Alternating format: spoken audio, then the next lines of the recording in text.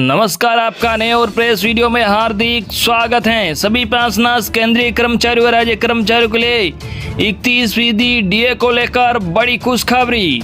जी हां, इस वक्त की केंद्र सरकार से 31% डीए पर ऐलान को लेकर बड़ी खबर आ चुकी है। तो बने रहे आप इस वीडियो को लास्ट तक और जानिए इस बड़ी खबर को सबसे पहले। इससे पहले अगर आपने अभी तक भी इस वीडियो पर एक लाइक नहीं किया तो एक लाइक कर दीजिए, क्योंकि आपका एक लाइक ही हमारी मेहनत का फल होता है। वही चैनल को भी फ्री में सब्सक्राइब नहीं किया हो, सब्सक्राइब कर लीजिए, ताकि आगे भी आपको कर्मचारी व पेंशनर से जुड़ी लेटेस्ट बड़ी अपडेट सबसे पहले देखने को मिलते रहे। तो चलिए बढ़ते हैं इस बड़ी अपडेट में आगे। आपको बता दें कि केंद्रीय कर्मचारियों के लिए गुड न्यूज है। आने वाले दिनों में 3% महंगाई भत्ता और बढ़ेगा। मतलब साल के अंत तक महंगाई भत्ते में 3% का और इजाफा होगा और कुल महंगाई भत्ता डीए बढ़कर 31% पहुंच जाएगा। जुलाई से महंगाई भत्ता को बढ़ाकर 28% किया जा चुका है। इसमें 11% की पिछली 3 किस्तें जोड़ी गई हैं, जिसे मई 2020 में फ्रीज कर दिया गया था। इससे पहले तक डीए का भुगतान 17% की दर से हो रहा था। 1 करोड़ से ज्यादा कर्मचारी और पेंशनर्स के लिए है अच्छी खबर। जी आपको बता दें कि जुलाई से 28% डीए मिल रहा है। हालांकि लेबर मिनिस्ट्री ने AICPI और इंडिया कंज्यूमर प्राइस इंडेक्स के आंकड़े जारी किए हैं। इन आंकड़ों से साफ है कि आने वाले दिनों महंगाई भत्ते में 3% का इजाफा होगा। 3% बढ़ने के बाद डीए 28% से बढ़कर 31% पहुंच जाएगा। इसका फायदा 1 करोड़ से ज्यादा केंद्रीय कर्मचारी और पेंशनर्स को मिलेगा। क्या है AICPI के आंकड़े? जी आपको बता दें, लेबर मिनिस्ट्री ने जून 2021 के AICPI के आंकड़े जारी किए थे।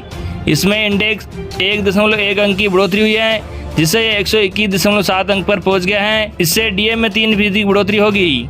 अब डीए बढ़ोतरी ऐलान जल्द हो सकता है। कर्मचारी यूनियन को भी उम्मीद है कि सितंबर में इस पर फैसला हो जाना चाहिए। इससे केंद्रीय कर्मचारियों व पेंशनर्स को बड़ी राहत मिलेगी। कितनी बढ़ेगी सैलरी और पेंशन? जी आपको बता दें कि न्यूनतम सैलरी 18,000 रुपये पर कैलकुलेशन करें तो मान लीजिए किसी कर्मचारी की बेसिक सैलरी 18,000 रुपये है।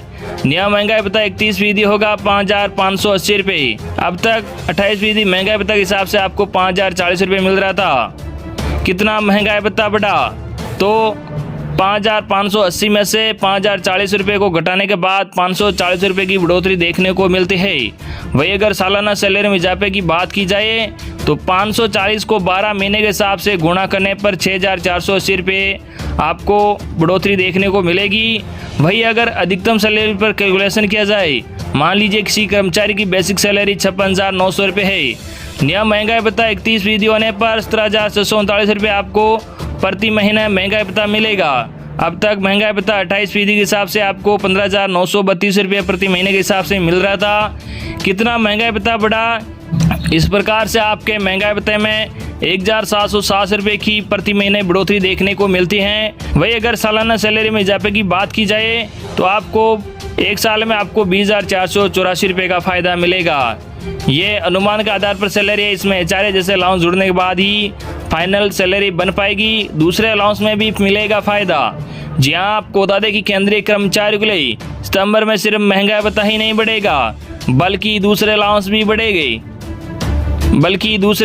बढ़ेंगे। इसमें ट्रेवल अलाउंस है, सिटी अलाउंस शामिल है। वही रिटायरमेंट के लिए प्रोविडेंट फंड और ग्रेच्युटी में भी बड़ा इजाफा होने की उम्मीद है। ऐसा इसलिए है क्योंकि महंगाई भत्ता बढ़ने का असर इन सभी अलाउंसेज पर पड़ता है। कैलकुलेशन में शामिल नहीं है HRA। जी आपको बता दें 31% महंगाई भत्ते के हिसाब से 56,900 रुपये की बेसिक सैलरी पर कुल सालाना महंगाई भत्ता 2,11,668 रुपये होगा। लेकिन 28% के मुकाबले अंतर की बात करें तो सैलरी में सालाना इजाफा 20,484 रुपये का होगा।